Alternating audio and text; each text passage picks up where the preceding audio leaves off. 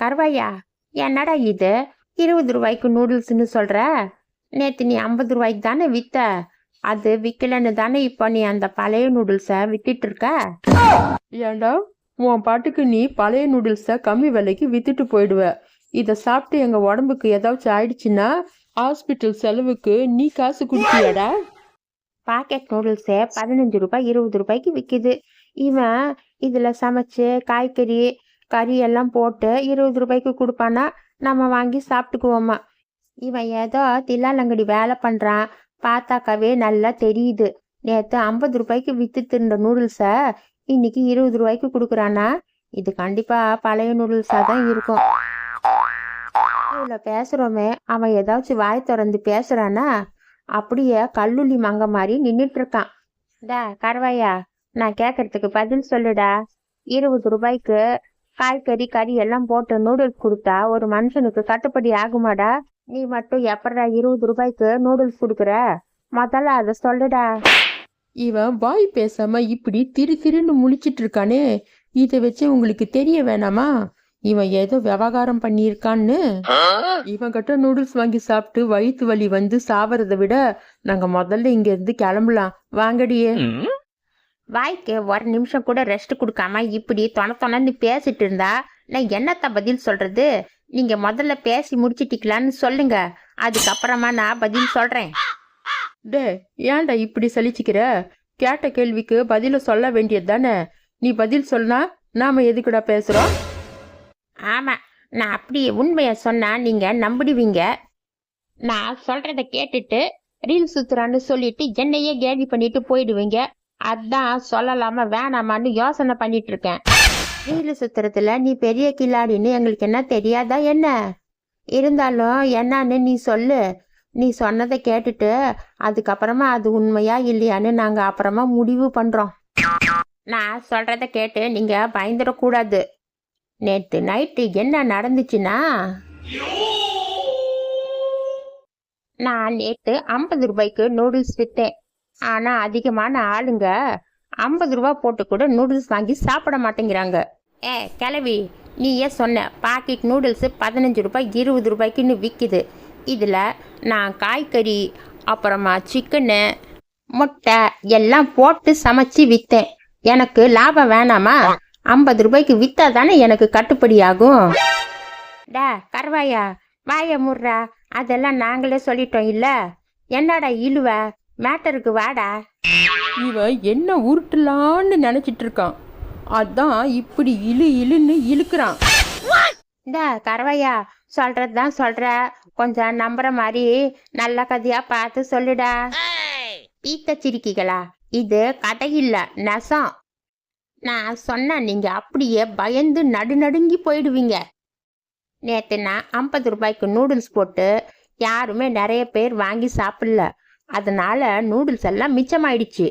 நான் அதையெல்லாம் ஒரு வாளியில போட்டுட்டு வீட்டுக்கு நடந்து போயிட்டு இருந்தேன். சரி, இதை வச்சு நாளைக்கு கடை போட்டுக்கலாம் என்ன ஆகும்னு நினச்சிட்டு வீட்டுக்கு போயிட்டு இருந்தேன். அப்போதான் நான் அதை பார்த்தேன்.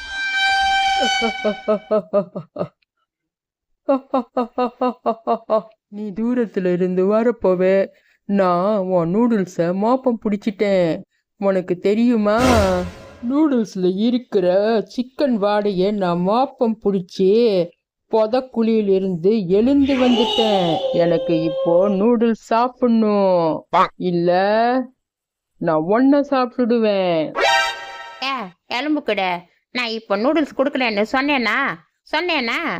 உன்னை பார்த்த வாட்டி கை கால் எல்லாம் உதறுது. ஹார்ட்டு பயத்தில் கதறுது.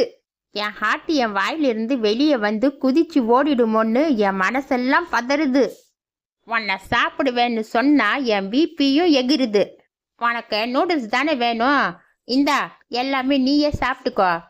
இத மாதிரி என்னை மறைச்சி பார்த்து பயமுறுத்தாத. நான் சின்ன பையன், பாவம் இல்ல. தம்பி, உன்னை எனக்கு ரொம்ப பிடிச்சிருக்குப்பா. ஐயோ, அப்ப நூடுல்ஸ் வேணாமா? நீ என்னத்தான் சாப்பிட போறியா? தம்பி, உன்னோட ரைமிங்கும் டைமிங்கும் எனக்கு ரொம்ப பிடிச்சிருக்குப்பா. அதான் எனக்கு நூடுல்ஸ் கொடுத்துட்டு நீ கிளம்பு, நான் சாப்பிட்டுட்டு தூங்க போறேன். ஆல்ரெடியே ரொம்ப லேட் ஆயிடுச்சு. இதுக்கு மேல ஆளுங்க வந்துருவாங்க. நீ சீக்கிரமா கொடுத்துட்டு கிளம்புப்பா. இந்த நேரத்துல இந்த வழியா இந்த ஊர்லயே வர்ற ஒத்த ஆளு நான் தான். என்ன தவிர இங்க யாரு வர போறாங்க? எங்களை மாதிரி ஆளுங்களுக்கெல்லாம் நீ பயப்படுறியா என்ன? டேய் தம்பி, நான் உங்க ஆளுங்களை சொல்லலடா, நான் எங்க ஆளுங்களை சொன்னேன். இன்னும் கொஞ்ச நேரத்துல பேய், பிசாசு, ரத்த காட்டேரி எல்லாம் இங்க வரும். அதுக்கு முன்னாடியே நான் இந்த நூடுல்ஸை காலி பண்ணிட்டு போய் தூங்கணும். நீ சீக்கிரமா இங்க இருந்து கிளம்பு, பேசிட்டே இருக்காத. ஓகே தல, என்ஜாய் த டின்னர். நான் போயிட்டு வரேன். இந்த நூடுல்ஸு நேற்று மாதிரி விற்காம போயிடுச்சுன்னா நான் மறுபடியும் இந்த நூடுல்ஸை வீட்டுக்கு எடுத்துட்டு போக வேண்டியதா இருக்கும். அப்புறம் அதை மாப்பம் பிடிச்சிட்டு அந்த பேய் என்ன துரத்தும். அதனால தான் மிச்சம் வைக்காம எல்லா நூடுல்ஸும் வித்துட்டு வீட்டுக்கு போகலான்னு இருக்கேன். இப்ப புரிஞ்சுதா? இது பழைய நூடுல்ஸ் எல்லாம் ஒன்றும் இல்லை, ஃப்ரெஷ்ஷா இன்னைக்கு சமைச்ச நூடுல்ஸ் தான். வேணும்னா நீங்களே சாப்பிட்டு பாருங்க. கருவாயா, நூடுல்ஸ் எல்லாம் நல்லா சூப்பரா டேஸ்டா இருக்குடா. 20 ரூபாய்க்கு கறியும் காய்கறியும் போட்டு இத மாதிரி நூடுல்ஸ் யாருமே கொடுக்க மாட்டாங்கடா. பரவாயில்லடா. உனக்கு தேங்க்ஸ் சொல்றதா இல்ல அந்த பேய்க்கு தேங்க்ஸ் சொல்றதா எனக்கு ஒண்ணுமே புரியலடா. டேய் கருவாயா, நீ நெசமாவே பேய பாத்தியா இல்ல வாய்க்கு வந்தது அப்படியே அடிச்சு விட்டியா என்னன்னு தெரியல. இருந்தாலும் நூடுல்ஸ் நல்லா சூப்பரா இருக்குடா. எனக்கு ஒரு 5 நூடுல்ஸ் பார்சல் கட்டுடா. டா கருவாயா பேராண்டி, நீ இப்படியே எல்லாருக்கும் கம்மி விலையில கொடுத்தா சீக்கிரமா ஆயிடுவ வானாண்டி. நாளைக்கு அளவா போட்டு வியாபாரம் பண்ணு. உனக்கு லாபம் வேண்டாமா? நீ இப்படியே வித்திட்டு இருந்தா உன்கிட்ட இருக்கிற பணம் எல்லாம் காலி ஆயிடும். சரி, நீ ஒன்றும் கவலைப்படாத. இன்னைக்கு மிச்சமா இருக்கிற நூடுல்ஸ் எல்லாம் நானே எடுத்துட்டு போய் எங்க வீட்டு பக்கம் கடை போட்டு வித்துடுறேன். நீ எல்லாமே எனக்கே கொடுத்துடுற. மடப்பையில கருவாயா, இந்த மாதிரி ஒரு ஐடியா எனக்கு வரவே இல்லையே. நானும் என் வீட்டாண்ட போய் இதை வித்திருக்கலாமே. கருவாயா, ஒழுங்கா எல்லா நூடுல்ஸையும் எனக்கு கொடுக்குற, இல்ல என் உள்ள இருக்கிற பேயே வெளியே வந்துடும் பாத்துக்க. அம்மா தாயே, உங்க 3 பேருக்கும் எவ்வளவு வேணுமோ அவ்வளவு எடுங்க. காசு கூட அப்புறமா கொடுங்க. இப்ப ஆளை விடுங்க. நீங்க சொன்னா சரிங்க. கருவாயா, என்னடா இது வெறும் கைய வீசிட்டு வந்திருக்க? நீ நூடுல்ஸ் கொண்டு வருவ, நான் அதை ரசிச்சு ருசிச்சு சாப்பிடலான்னு காத்துட்டு இருந்தா இப்படி வெறும் கைய வீசிட்டு வந்திருக்க. டாய், உனக்கு எவ்வளவு தைரியம்? நான் ஒருத்தன் இங்க காத்துட்டு இருப்பேன்னு உனக்கு தோணலையாடா? ஐயோ, நான் பண்ண நூடுல்ஸ் உங்களுக்கு அவ்வளவு பிடிச்சி போயிடுச்சா?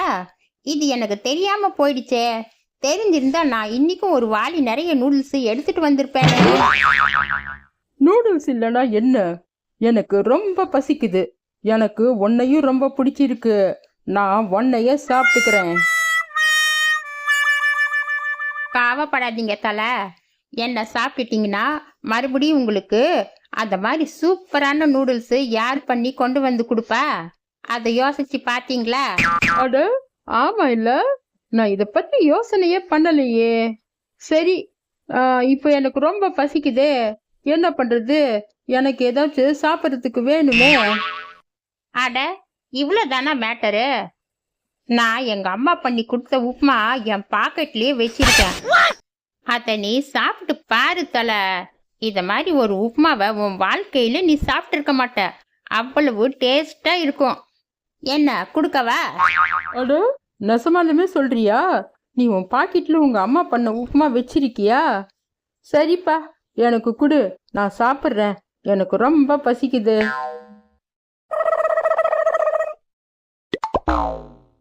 என்ன, என்னை ஏமாத்திட்டு ஓடிலான்னு பாத்தியா? நீ இங்கிருந்து ஒரு அடி கூட எடுத்து வைக்க முடியாது. ஒழுங்கா உப்புமாவை கொடு, இல்ல உசுர விடு.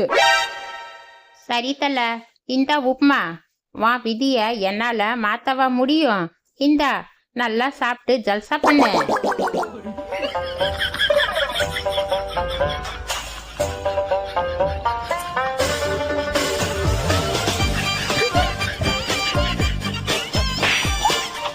நான் அப்பவே உப்புமா கொடுக்காம ஓடி போயிடலான்னு நினைச்சேன்.